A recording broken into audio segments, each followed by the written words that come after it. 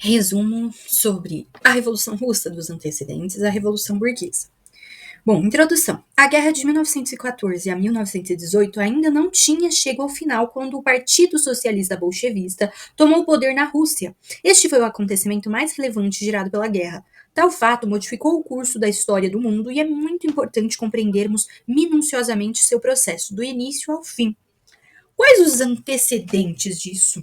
Bom, os antecedentes a gente tem sobre o caráter do regime na Rússia, os partidos, a participação na Primeira Guerra Mundial, e aí, beleza. E aí depois a gente continua sobre outro tema, outro tópico, né? Bom, mas os antecedentes. O antigo regime lá na Rússia compunha-se de um poder político de caráter absolutista, exercido pelo czar da antiga dinastia dos Romanov. Apoiava-se sobre uma organização basicamente agrária. Os nobres proprietários de terra e a burguesia industrial e mercantil se concentravam nas cidades, assim como os cossacos da guarda imperial, que representavam outros pontos de apoio.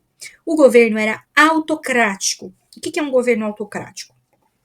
Um governo autocrático é uma forma de governo em que o poder político está nas mãos de uma única figura ou pessoa. Essa única figura ou pessoa é chamada de autocrata.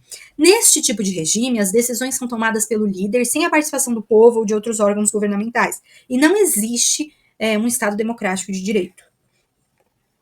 Em 1861, o czar Alexandre II aboliu a escravidão como uma forma de evitar rebeliões camponesas. O resultado foi um aumento da miséria social por todo o país. Mas foi o resultado da abolição da escravidão? Não. Vou contextualizar tudo isso. A medida de abolir a servidão acabou tendo um efeito devastador. Vários servos libertos se dirigiram às cidades para procurar emprego, oportunidade e tal. Mas as cidades russas não tinham nem infraestrutura, nem oferta de trabalho para receber esse enorme contingente de servos.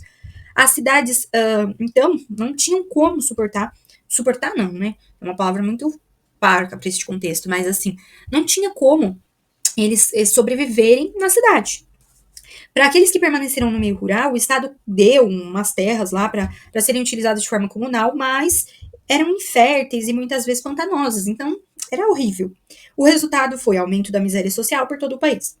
Partidos. Bom, em 1898 surgiu o Partido Operário Social Revolucionário Russo e, um pouquinho mais para frente, surgiu o Partido Social Democrata Russo. O Social Democrata Russo tinha duas facções surgidas nas reuniões de Londres e Genebra, os bolcheviques e os mencheviques. Os bolcheviques, eles tinham tendência radical comunista, e o principal líder era o Lenin, que propunha uma revolução proletária. E os mencheviques contavam com a presença de socialistas moderados e parte da burguesia russa, tendo como líder Martov e propondo a chegada ao poder por meio da participação política. Então tinham dois, os bolcheviques e os mencheviques. A maior parte era bolchevique radical e a minoria era menchevique moderado. Em 1905, teve o ensaio geral. Bom, os problemas do Império Russo começaram efetivamente com a Guerra Russo-Japonesa de 1905, motivada pelo choque de interesses na Manchúria. A derrota ante os japoneses mostrou a deficiência do Estado czarista, tornando evidente a urgência de reformas. Os movimentos de rua foram reprimidos, assinalando-se o Domingo Sangrento, em 22 de janeiro de 1905. Enquanto isso, a tripulação do encouraçado Potemkin amotinava-se contra seus oficiais.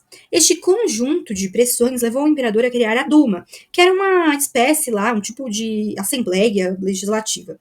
No fundo, era uma reação do poder imperial. As Dumas eleitas foram pressionadas, nada podendo fazer.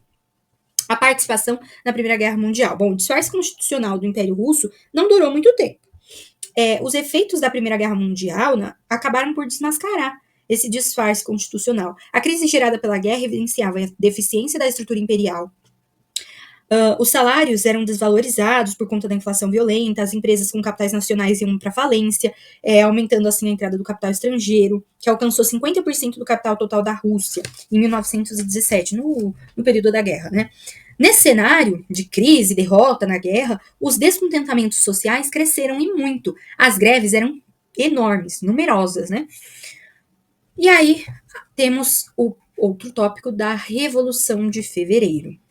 A Revolução de Fevereiro de 1917 pode ser considerada uma primeira etapa que envolvia o contexto específico da Rússia e da economia mundial da época. A deposição do poder monárquico russo foi uma demonstração de poder que assinalou a fragilidade do capitalismo. A Rússia, que participou dos conflitos da Primeira Guerra Mundial, possuía uma extensa população cingida por enorme fosso social. De um lado, havia massa de camponeses sem condições de sobreviver fora da dominação opressora dos grandes proprietários, do outro, a formação de uma extensa classe de operários explorados por um parque industrial fomentado pela ação de grupos econômicos estrangeiros. Foi nesse quadro específico que Leon Trotsky conseguiu arregimentar grande parte da população russa em torno de um projeto político revolucionário. Assim, o Partido Bolchevique se formou com a promessa de uma transformação imediata que ia atender à demanda da classe trabalhadora da nação continental. No âmbito externo, as baixas na Primeira Guerra somente vieram a fortificar o potencial revolucionário ao piorar as condições de uma economia que mal sustentava sua população civil. A burguesia liberal pressionava o governo, apoiada pela esquerda moderada. Provocaram manifestações dos trabalhadores na rua e uma greve geral paralisou os transportes em Petrogrado. O imperador não se preocupou muito, porque o movimento se atinha à capital, e ademais a guarnição militar da cidade era poderosa. Mas o czar não contava com 2 pontos essenciais. Os soldados não se pressaram a reprimir os movimentos, com os quais eram coniventes, e os chefes socialistas puseram-se imediatamente a organizar a luta. No dia 12 de março, os soldados se recusaram a marchar contra o povo amotinado. Sem o exército, o poder político imperial desapareceu. 2 governos foram constituídos imediatamente, o primeiro por deputados da Duma, o segundo intitulado Soviet.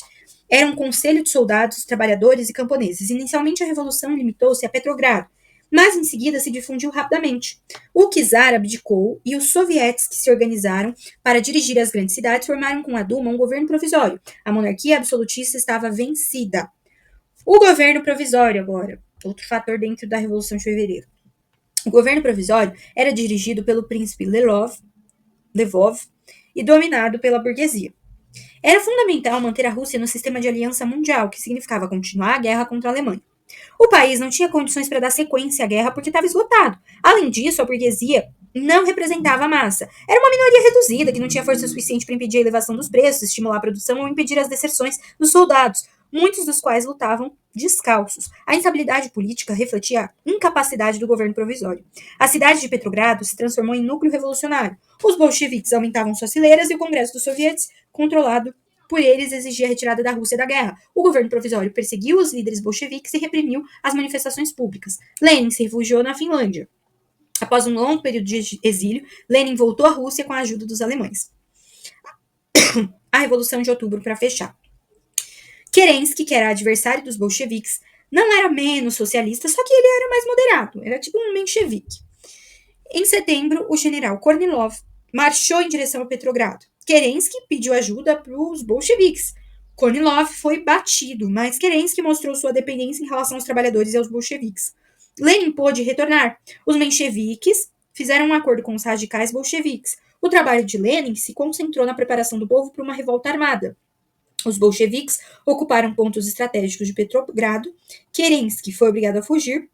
Pela manhã, no dia 7 de outubro, os soviets confiaram o poder a um conselho de comissários do povo presidido por Lenin.